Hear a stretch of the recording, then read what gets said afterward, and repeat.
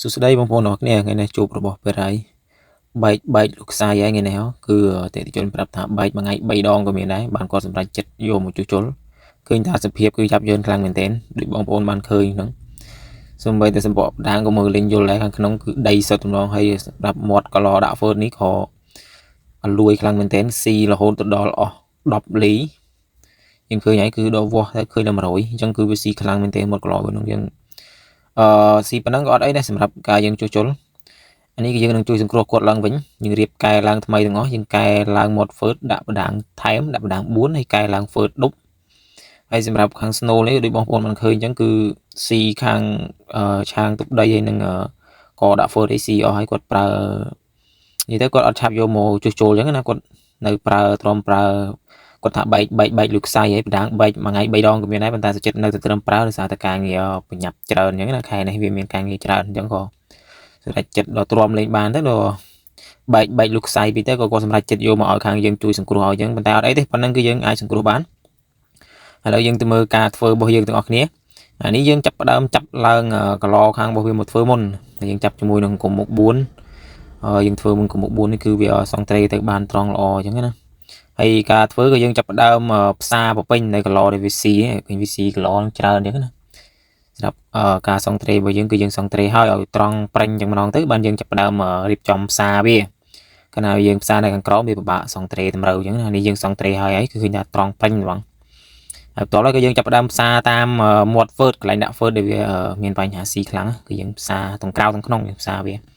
ាហើយកន្លែងដាក់ហ្វឺតនេះយើងកែដាក់បដាងដាក់ហ្វឺត2អញ្ចឹងណាបងប្អូនអញ្ចឹងយើងចាប់ផ្ដើមរៀបចំផ្សារវាទ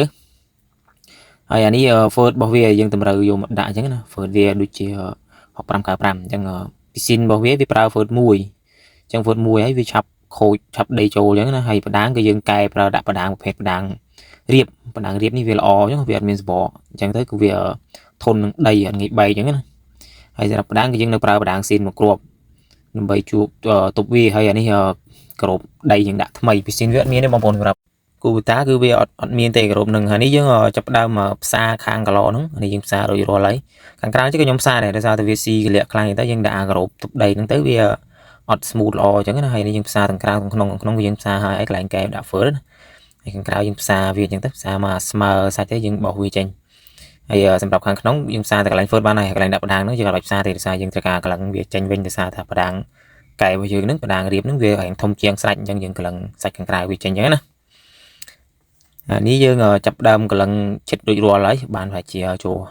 40%អីហើយយើងកន្លងក្រៅកន្លងមាត់ហ្វឺតអីហើយយើងកំពុងតែកន្លងតម្រូវបដាងអញ្ចឹងដូចបងប្អូនបានឃើញអញ្ចឹងគឺយើងផ្សារវាឲ្យស្អាតអញ្ចឹងទៅយើងកន្លងទៅវាបានស្អាតស្មើល្អអញ្ចឹងណាតែបងប្អូនមានចំណាប់អារម្មណ៍អីចង់តាកទងយកមកជួសជុលអីអាចតាកទងមកបានអានេះខ្ញុំកន្លងរួចហើយយើងរួចខាងកឡនឹងមួយហើយថ្ងៃនេះគឺយើងស្រោតការងារនឹងឲ្យគាត់ទាំងជប់ដោយសារថានេះម៉ោងចូល10ជប់ហើយក៏ខ្ញុំនៅធ្វើឲ្យគាត់អញ្ចឹងណាហើយសម្រាប់ការងារនេះក៏វាអត់ប្រហែលជាអត់ហើយទេយប់នេះប៉ុន្តែយើងបខំធ្វើឲ្យគាត់អញ្ចឹងណាបានព្រឹកឡើងយើងប្រហើយថែមគាត់ទៀតអញ្ចឹងណាហើយបដាងរបស់វាយើងវាយចូលយើងឆ្កោះសបកវាចេញបងប្អូនដើម្បីពេលយើងវាយទៅវាអត់ឲ្យមានខ្លាញ់គោរត់ចូលល្អអញ្ចឹងណានេះខ្ញុំរៀបចូលដាក់ហើយនេះហ្វឺត2ជាន់បងប្អូនបានឃើញអញ្ចឹងគឺហ្វឺត2ជាន់បដាងខាងក្នុងនោះ3អញ្ចឹងគឺវាយើងធានាគុណភាពទៅប្រើបានយូរអត់ងាយដីចូលដោយសារយើងដាក់ក្របនឹងមួយទៀតអញ្ចឹងក្របនឹងវាទប់ដីបានមួយជាន់ទៀតអញ្ចឹងណាហើយឥឡូវដូចជាអត់សូវបានចេញវីដេអូពីការហេបម៉ាស៊ីនបបលេទេបងប្អូនដោយសារថាមួយរយៈនេះគឺរវល់ខាងកលឹងខ្លាំងដោយសារតែការងារបងប្អូនក៏ប្រើត្រាក់ទ័រទាំងថ្មីអញ្ចឹងវាខូចទៅបញ្ហានៅខាងគ្រឿងខាងក្រោមហើយអានេះគ្រឿងនេះស្នូលក្នុងរបស់វាខ្ញុំផ្សារអញ្ចឹងដូចគ្នាខ្ញុំផ្សារ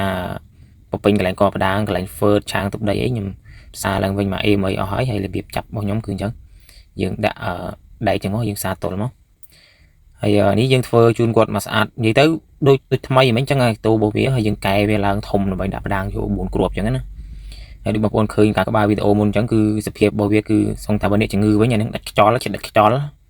ហើយយើងជួយសង្គ្រោះគាត់បានឡើងមកវិញបានប៉ុណ្ណឹងហើយយើងចាប់ផ្ដើមរៀបចំកលឹងវាហើយយើងក៏ចាប់ផ្ដើមបោះតម្រូវជាមួយនឹងបដាងឃើញថាការងារនេះគឺវាមិនជាពិបាកធ្វើប៉ុន្មានប៉ុន្តែគាត់ថាយើងប្រើពេលវេលាយូរតិចដោយសារយើងត្រូវការផ្សារច្រើនអញ្ចឹងណាដោយសារគិតទុកដល់ធ្ងន់ធ្ងរខ្លាំងដែរដល់ពេលអញ្ចឹងហើយគឺរៀងយូរបន្តិចតែបើនិយាយថាពិបាកធ្វើអត់គឺវាអត់ពិបាកសម្រាប់យើងអ្នកចេះធ្វើអញ្ចឹងណាហើយនេះយើងធ្វើបានរួចរាល់ 100% ហើយនៅបាន 90% បងប្អូនគឺនៅ 10% ទៀតគឺយើងនេះកន្លែងដាក់ក្របដីហ្នឹងយើងធ្វើការឆាបអានោះចេញសិនដើម្បី ដាក់ក្របដីរូបអីចឹងណាដោយសារនឹងវាទៅជាកន្លែងដាក់កណេដី